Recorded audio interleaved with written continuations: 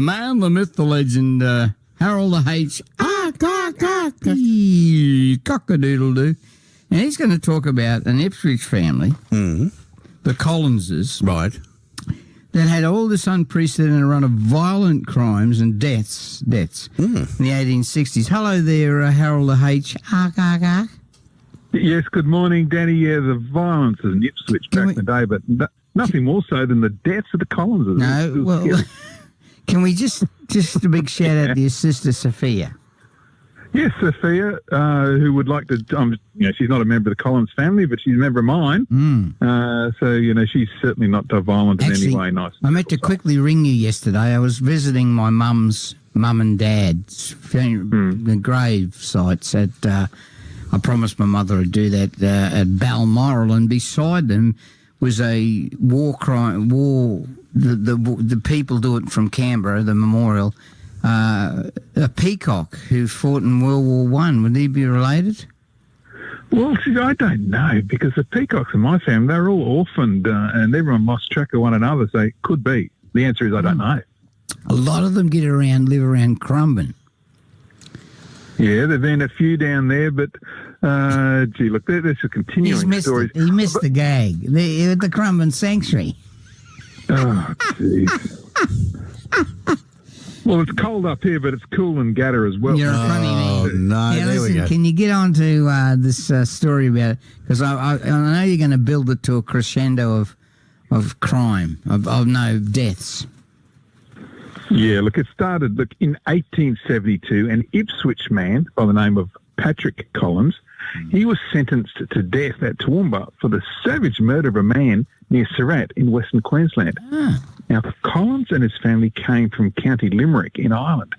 He grew up here in Ipswich, and as far as I know, his family is still here. And he may be the only person from Ipswich to have been given capital punishment. Now, after sentencing and on his way to Brisbane jail, Collins was heavily ironed and guarded by a strong force of police led by Ipswich's Sub-Inspector William Francis. Now, Francis had made a name for himself as a bushranger hunter. That's because he'd caught the bushrangers Ned Randall after tracking him for over 320 miles, and John Burns, alias the Hairy Man, after 150 miles, and he'd arrested a man believed to be Captain Thunderbolt. Right. Now, Collins also had a bushranging past, because he'd been convicted in 1867 of a highway robbery committed near Ipswich, for which he got 5 years in prison.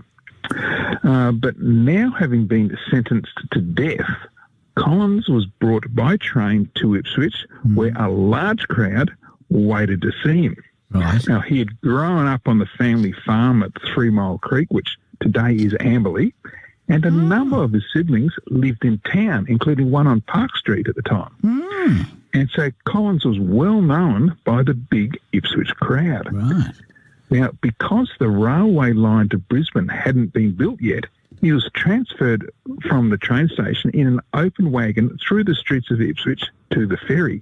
And along the way, he was followed by a huge number of curious horsemen, men on horseback. It was a big fanfare of an event. Now, during the journey to Brisbane, Collins admitted the whole murderous affair to Ipswich's Inspector Francis. He said that after his 5 years in prison, he couldn't settle down, and so was determined to get money any way he could. He held up his victim, believing he had a large sum of money, and when he was recognised, a wrestle broke out on the edge of a waterhole. They both fell in the water where they struggled for life. Collins said he nearly drowned himself, but it was the other man who ended up savagely murdered.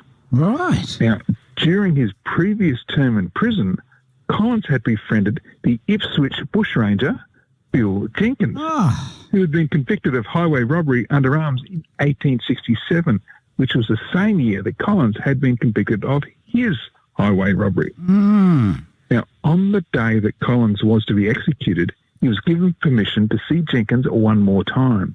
And so the two men heartily shook hands outside his cell door as Collins said a cheery goodbye. It was quite a haunting scene. Now, the hanging itself was a botched job by the infamous colonial executioner, John Hutton. Right. The death was instantaneous, but Danny, it was quite gory because he was dropped from an excessive height.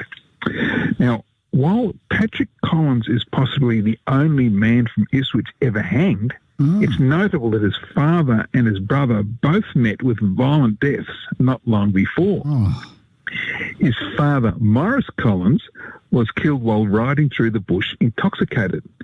It was between 1 Mile Bridge and his home at 7 Mile Creek that he ran afoul of a bullock team, was thrown from his horse, dashed against a tree, and was picked up dead. His only brother, John Collins, met with his death near Ipswich when he was knocked down by a furious bullock in a team that he was driving, which then trampled him, killing him on the spot. In fact, Patrick Collins was arrested for highway robbery while he was actually attending his brother's wake. So you can imagine the furor among the 100 or so Irish people in attendance for the wake and the arrest. Wow. But look, that's the story of the Ipswich's Collins family 160 years ago in their shocking and, I think, unprecedented series of violent deaths. Sorry to the lighthearted out there, but it's a story of history, and it happened. Oh, stuff them. That's what I say. If they don't like it, turn it off. What did that person say about us? They love listening to Jeremy. What's your name again? Harry. Oh, Harold. Yeah. No, we got a comment on our Facebook from Craig saying, "Morning, Danny. Looking forward to hearing Harold Peacock this morning." Yeah, but then good on you, Craig. We got some good followers out there, haven't we, Danny? Yeah, we have. We got and your sister, Sophia. She's she's listening as well, I'm sure. She's probably out in the garden. She listens to you and then turns off to my segment, I think. Yeah, probably. She's lovely garden she's got there, and she's so laid back and quiet and yes. so laid. And then we had another lady, Faye, loved this on a Saturday morning. Faye. There you go. Yeah, look, I'm pretty laid back too, although these violent deaths that I shared, that sort of isn't really along those lines, but hopefully it was interesting for you. And Annette Alexander's listening down the Goldie. Yep, and Ian Levers. Ian Levo. It's not a dirty word, Levo. It's not a dirty word, Levo. He's listening too while he runs. He loves the program. Okay, so how do we get this story and other stories? Yeah, you can find history out there on all the socials. Or you can go to my website, historyouthere.com, and this story on Saturday gets posted Sunday morning every week. And there's about 261 Ipswich stories there now, so a heap of way to go through on History Out There.